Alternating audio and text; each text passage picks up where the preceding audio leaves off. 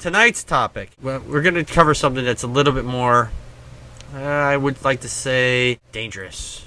We're going to talk about child indoctrination. Nice. Yes. So, teaching your children that fire is hot and don't touch the stove because you might get burned. Those are good things to teach your child. Forcing a religion down a child's throat, I say, is tantamount to child abuse. That is like saying, all right, we're going to teach you the fire's hot by sticking your hand in the flame. I mean, there could be people out there who are going to go, no, that's not the same thing. Well, I tend to disagree, because you're forcing the child to experience something that they're not ready for. With heat, you can tell that it's hot just by getting close to it. You tell your child it's hot. But I've recently been told that, the child's not going to learn until they actually do it themselves. So it doesn't matter if you're forcing it down their throats.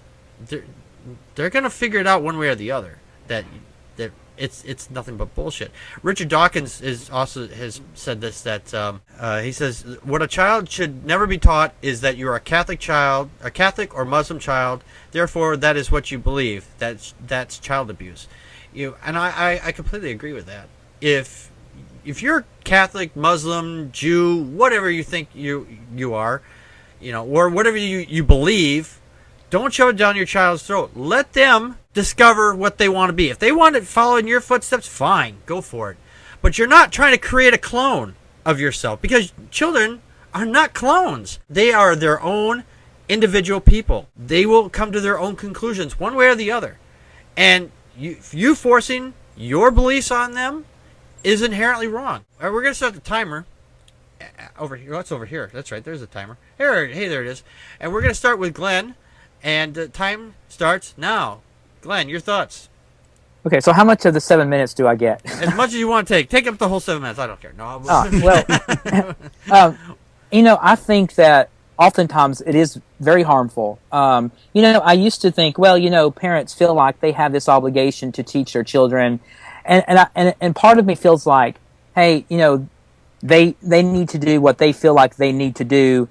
But the older I get and the more harm that I see as a result of the stupid indoctrination when it comes down to kids being refused medical treatment, blood transfusions, and stuff like that, then the more I begin to pull away from, you let your child, you present them maybe different views and let them, but I mean, I'm not anti-indoctrination to the point to where I don't think parents should be criminalized unless the child is actually harmed physically, like they get sick and they don't get medical treatment or they die or whatever. But right, that I agree with you there. Yes. Yeah.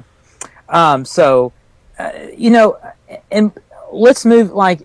Let's take, for example, telling little kids that they are sinners, and so they've got this mindset, and it affects their self-esteem, and it affects them on into childhood. Mm-hmm. And then we tell them that they're dirty sinners, they're going to hell. If they don't live a certain way, if they don't believe a certain way, they're going to hell. And I just think that is most unfortunate. And I think hell is the most damaging doctrine that's ever been created by man. And it saddens me. You touched on something very interesting there, that when we tell kids this, basically we're using this as a form of control. Now, as an atheist, I didn't have this thing in my toolbox to say, hey, if you guys don't be good, God's going to come down and throw you to hell because you're being bad. Well, it's like getting close to like Santa Claus stuff. Towards the end, when the kids are little, you use Santa Claus to say, hey, you got to be good because Santa Claus is watching you. Oh, well, then they're really good. See, that's the same kind of indoctrination. But when the kids get older, they say, oh, well, Santa Claus isn't real. But right. I'm sorry, did you have more you want to add on that? Not much. I mean, not really. I mean, just the physical and the mental anguish that comes along with that. I think those are really good reasons why parents should really think twice about pushing and forcing their religious views on their children. Yes, I agree. So, yeah. Okay. All right. Dave, your thoughts? Oh, boy. This makes me think of a lot of things. It makes me think of, as an isolated situation, it makes me think of Ed Gein, quite frankly. Yeah. He's from Wisconsin. He is from Wisconsin.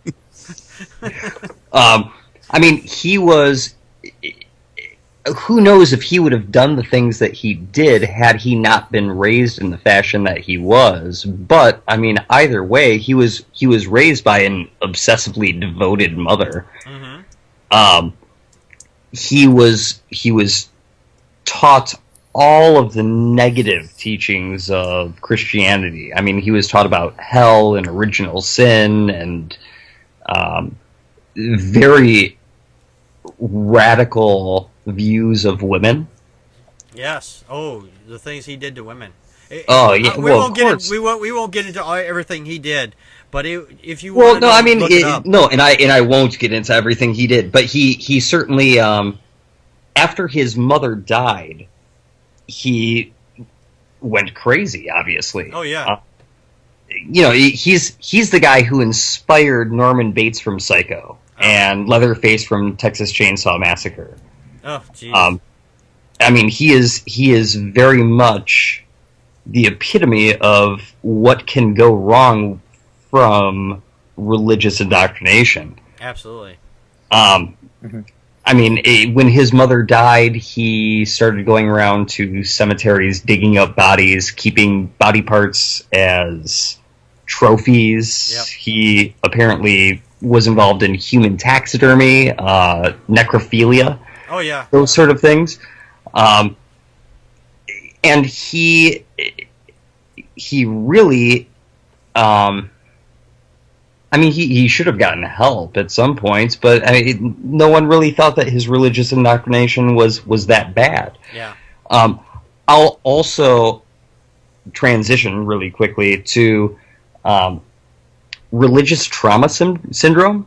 Have you heard of this? Religious trauma syndrome? No, actually, I've not heard of that. That's the first time I heard about it. So in the past few years, there has been a label put to this by a psychologist, and I can't recall her name at this point. It was a woman who had dealt with a lot of people who had suffered from some serious problems because of their indoctrination as children.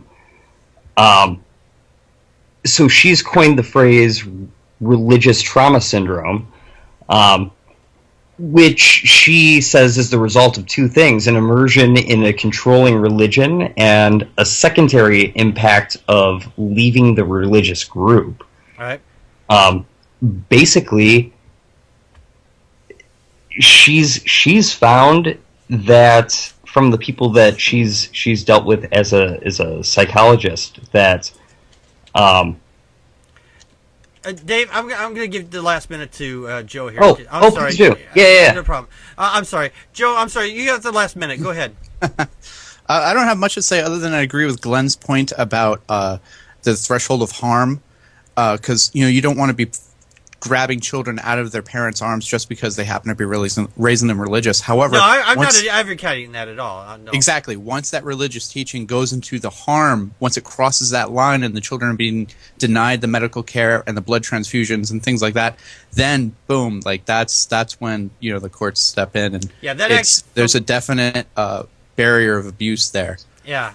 I mean, a lot more can be said about this, but there's only 15 seconds left. Yeah, actually, there was that actually happened in the town I live in. This child had type 1 diabetes, which could have been treated. It could have been treated, but the parents decided to pray over the child, and the child died.